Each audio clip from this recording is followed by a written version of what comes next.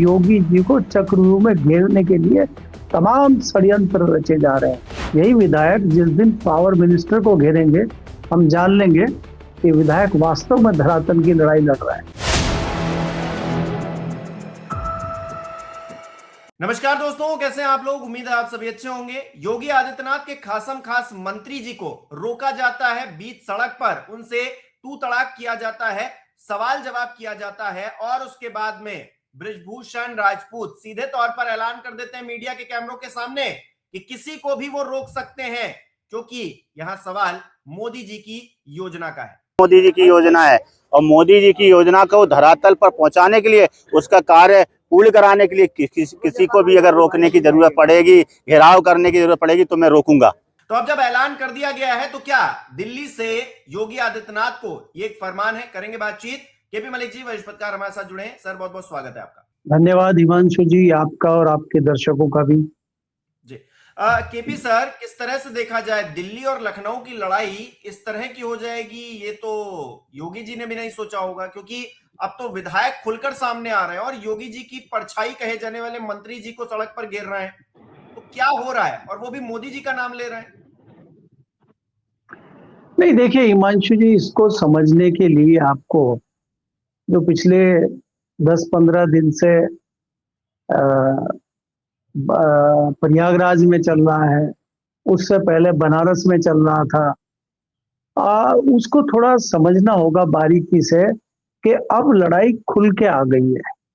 जो पहले लड़ाई पर्दे के पीछे थी, जो दिल्ली की और लखनऊ की तल्खी हम लगातार पिछले कई सालों से कह रहे हैं कि चल रही है, वो पर्दे के पीछे चलती थी और लोग कई बार हमारी भी आलोचना करते थे कि ऐसा कुछ नहीं है, आप हवा हवाई करते हैं। अब वो खुलेआम चीजें दिखने लगी।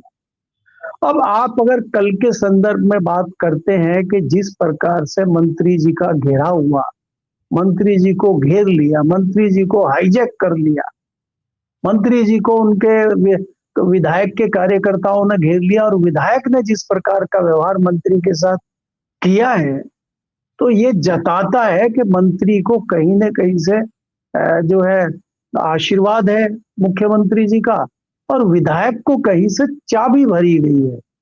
कहीं वो चाबी दिल्ली से तो नहीं भरी गई है, क्योंकि विधायक जो है मोदी जी की जो योजनाएं चल रही हैं उनको धरातल पे उतारने की बात कर रहे हैं और सीधे सीधे अपनी ही पार्टी की सरकार पे आरोप लगा रहे हैं। इसके मायने क्या है कि आप योगी सरकार के ऊपर सवाल खड़े कर रहे हैं, आप मंत्री के ऊपर सवाल खड़े कर रहे हैं। तो ये जताता है कि तल्खी इस लेवल तक बढ़ चुकी है कि पार्टी में और खासकर उत्तर प्रदेश में दो धड़े बन चुके हैं।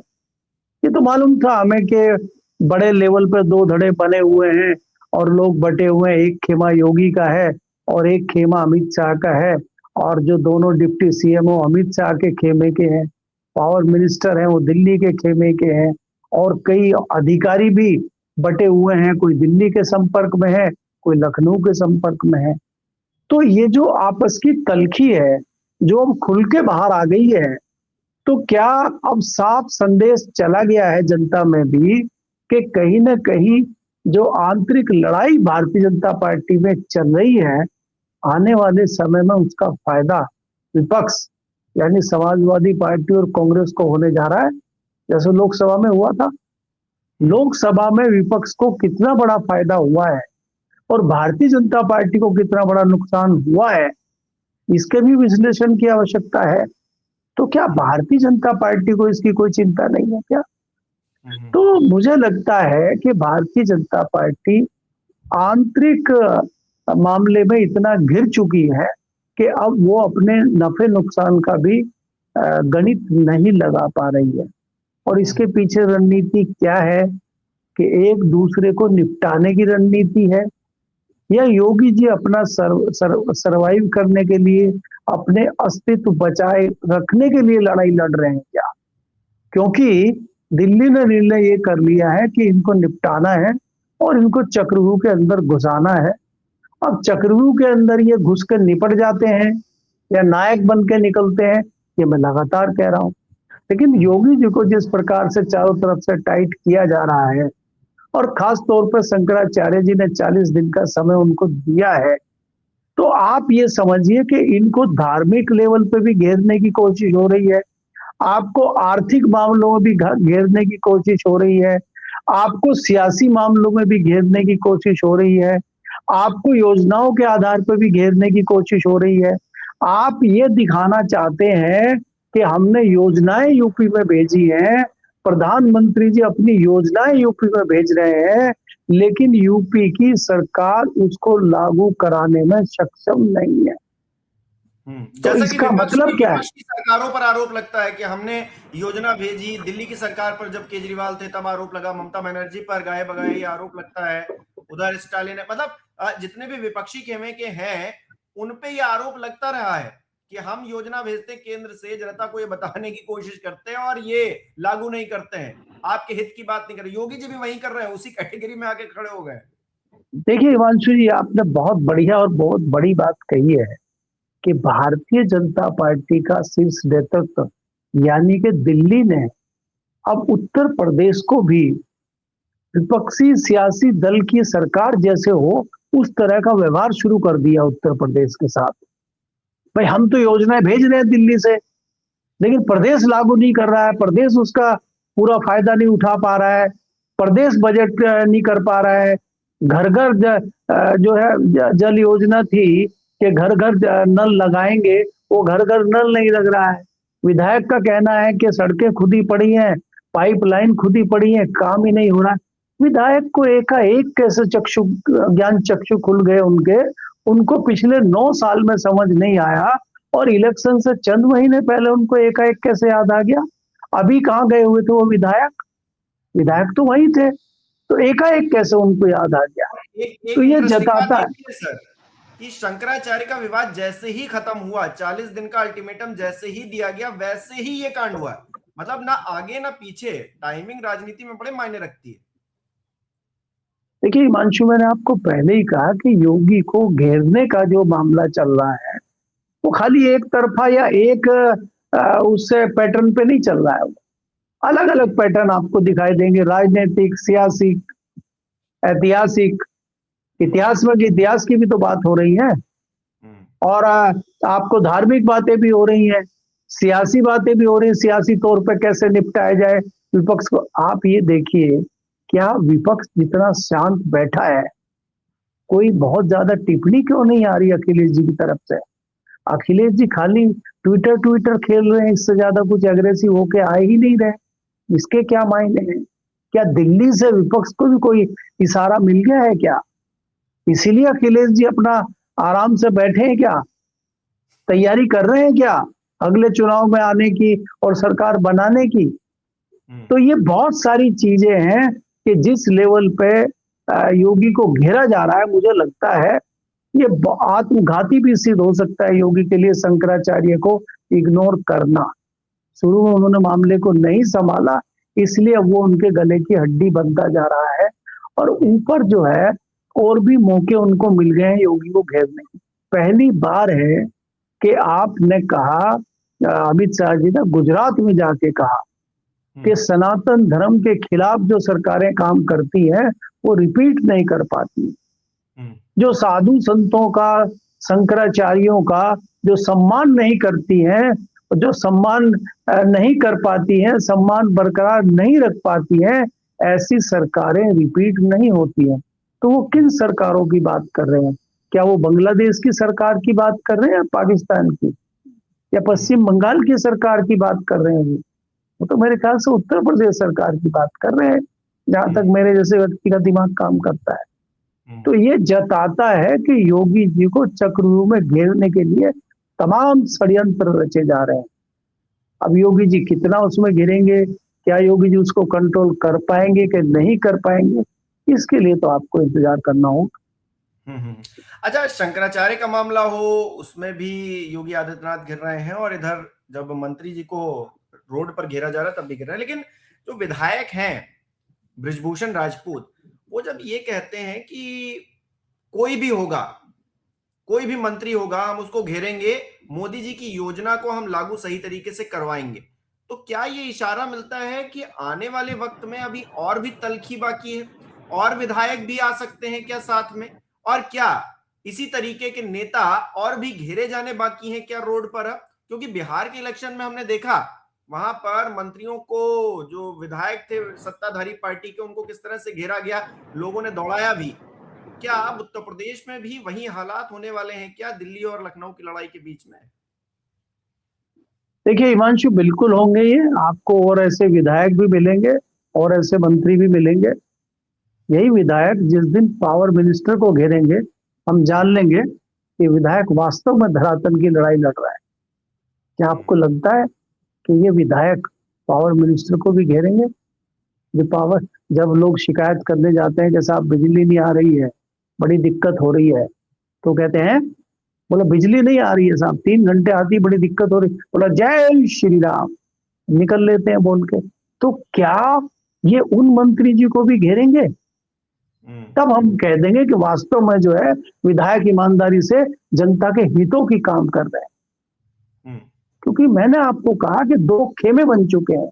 इनको भी मालूम है विधायक को कि जो पावर मिनिस्टर हैं वो तो दिल्ली के खेमे के हैं, तो उनको क्यों घेरना, वो तो हमारे पक्ष के हैं। तो 2 पक्ष बन चुके हैं। अब वो मंत्री घिरेंगे जो योगी के पक्ष के होंगे। अब जो योगी के पक्ष के विधायक होंगे वो पावर मिनिस्टर को घेरेंगे, क्योंकि खेमे 2 बन गए हैं। पावर मिनिस्टर, बिल्कुल, ये आपको अभी लड़ाइयां दिखाई देंगी। मैंने आपको इसीलिए कहा कि जैसे जैसे चुनाव नजदीक आएगा, ऐसे ऐसे ये तल्खी और ये इस तरह की नूरा कुश्ती आपको बढ़ती दिखाई देगी। और इसमें सिर्फ और सिर्फ एजेंडा ये है कि योगी जी की छवि को धूमिल किया जाए, योगी जी के सारे काले कारनामों को बाहर लाया जाए, उनके ऊपर तरह तरह के आक्षेप लगाए जाएं, उनको जनता की नजरों में उनको एक विलन के रूप में लेके आया जाए। इस तरह की योजना है। अब योगी जी के ऊपर किस तरह के ठप्पे लगेंगे, कितने चस्पा हो पाएंगे, कितने नहीं हो पाएंगे, ये भी समय बताएगा। क्योंकि देखिए आज उनकी जो कट्टर धार्मिक छवि बन गई थी, और ये हो गया था कि वो संत समाज से आते हैं और संत समाज उनसे बहुत खुश है, और कई लोग कहते भी थे, तो आप माने चाहे ना माने, शंकराचार्य के माध्यम से ये चीज तो हो गई है कि सवालों के घेरे में योगी जी आ गए। और क्या धार्मिक जो उनके ऊपर ठप्पे लगे हुए थे, उससे कहीं ना कहीं उनकी छवि को नुकसान तो पहुंचा है। अब वो कितना पहुंचा है, कितना वो चुनाव में नुकसान करेगा, इसका तो गुना भाग और विश्लेषण चुनाव में ही होगा। लेकिन ये बात तो ये जो कुछ गोदी मीडिया वाले पत्रकार हैं, वरिष्ठ पत्रकार, काफी सीनियर पत्रकार हैं, वो तो कह रहे हैं कि शंकराचार्य ने अपने पैरों पर कुल्हाड़ी मार ली योगी जी से ये प्रमाण मांगकर कि वो हिंदू है कि नहीं, वो सनातन के प्रति इतने ईमानदार हैं या नहीं। तो एक तरफ तो ये एजेंडा भी चल रहा है। नहीं, देखिए हिमांशु जी, ये चीजें तो मैंने आपको कहा कि पत्रकार भी 2 खेमों में बटे हुए हैं। जिनको आप वरिष्ठ पत्रकार कहते हैं वो सब तथाकथित पत्रकार हैं। कुछ सत्ता की जो है मलाई चाटने, अदालतें लगाते हैं, मैं डायरेक्ट नाम नहीं ले रहा हूं, लेकिन आप भी समझते हैं। जी। देखिए दूसरी बात मैं आपको क्या कह रहा हूं कि जो पत्रकार सत्ता की मलाई खा रहे हैं, सत्ता की राग दरबारी कह रहे हैं, वो अगर कुछ भी कहते हैं तो उनके कुछ मायने होते हैं कहने के, वो कुछ संदेश दे रहे होते हैं, वो सरकार की तरफ से एक संदेश आपको दे रहे होते हैं। मेरा कहना ये है कि इस चीज का गुनाभाग कैसे होगा कि 2 पक्ष बन गए हैं भारतीय जनता पार्टी में, अंदरूनी लड़ाई चल रही है। उस अंदरूनी लड़ाई से इसमें कोई 2 राय नहीं है कि उत्तर प्रदेश में भारतीय जनता पार्टी को नुकसान होगा। इसमें कोई 2 राय नहीं है कि बहुत मजबूत स्थिति में योगी उत्तर प्रदेश में हैं। उस मजबूती की जड़ को उखाड़ने के लिए अंदर के ही लोग लग गए हैं। अब वो कितना उखाड़ पाते हैं, नहीं उखाड़ पाते हैं, इसका तो विश्लेषण बाद में होगा। लेकिन मेरा कहने का मतलब ये है कि जो एक मजबूत छवि उन्होंने हिंदू धार्मिक की बनाई थी, अपनी कट्टर हिंदूवादी की एक छवि बनाई थी, उसमें डेंट लगाने का काम शंकराचार्य ने कर दिया है। और वो कितना बड़ा डेंट लगा है, उसका कितना बड़ा नुकसान होता है, इसका आकलन करना अभी बाकी है। और अभी ये मुद्दा खत्म नहीं हुआ है। आपको फंसा के रख दिया है कि जो बीफ एक्सपोर्ट होता है उत्तर प्रदेश से, जो कत्ल खाने चल रहे हैं, क्या आप उन पर पूर्णतः प्रतिबंध लगाएंगे? तो अगर आप पूर्णतः प्रतिबंध लगाएंगे तो आपका जो आर्थिक मामला है उत्तर प्रदेश में वो बंद हो जाएगा। वो अगर बंद हो जाएगा तो आर्थिक आधार पर उत्तर प्रदेश अगर कमजोर होगा तो उसका फायदा किसको होगा? उसका नफा नुकसान किसको होगा? फिर आपके आर्थिक हालात जब सरकार के खराब हो जाएंगे तो उसका जिम्मेदार कौन होगा? तो आपको हर लिहाज से कमजोर करने की रणनीति चल रही है। आज आपको ऐसे चक्रव्यूह में लाके खड़ा कर दिया है शंकराचार्य जी ने कि या तो आप अपनी धार्मिक जो छवि बना रखी है उसको साबित करिए या आप कत्ल खाने बंद करिए। आप दोनों में से जो भी चीज करेंगे वो आपके लिए नुकसानदायक होगी। एक सामने से होगी, एक पर्दे के पीछे से होगी। तो ये छद्म युद्ध चल रहा है और छद्म युद्ध में किसकी जीत होती है, किसकी हार होती है, ये तो बाद की बात है। लेकिन इसमें कोई दो राय नहीं है कि योगी जी आज चक्रव्यूह में फंसे हुए नजर आते हैं। अब वो इसमें से कैसे बाहर, मैंने आपको ये भी कह रहा हूं कि अगर वो चक्रव्यूह में से बाहर निकल गए तो वो नायक बन के निकलेंगे और यह चक्रव्यूह में उनकी जो है राजनीतिक हत्या हो जाएगी। तो ये चीजें देखने की हैं। अभी तो ये लड़ाई शुरू हुई है, अभी तो ये पहला ही चरण है लड़ाई का। इस लड़ाई के तो कई चरण होने बाकी है। तो अभी तो आपको पूरा जो है 2026 से सारी चीजें देखनी होंगी और परिणाम तो 2027 में आना ही है। जी, बहुत बहुत शुक्रिया केपी मलिक जी अपना समय देने के लिए, तमाम बातचीत के लिए बहुत बहुत धन्यवाद आपका। और हमारे जो दर्शक हमारे साथ जुड़े वो किस तरह से देख रहे हैं इस पूरे विषय को, क्या योगी आदित्यनाथ चौतरफा गिर चुके हैं, और जिस तरह से ये विधायक कांड हुआ है योगी जी के खास मंत्री जी जो कि उनकी परछाई कहे जाते हैं उनके साथ में, क्या दिल्ली का कोई संकेत है सीधे योगी आदित्यनाथ के लिए? अपनी राय कमेंट बॉक्स में जरूर बताइएगा। इस वीडियो को लाइक करना शेयर करना मत भूलिएगा। हमारे चैनल को सब्सक्राइब नहीं किया तो वो भी जरूर कीजिएगा और आप हमें सहयोग भी कर सकते हैं ज्वाइन बटन पर क्लिक करके। बहुत बहुत धन्यवाद।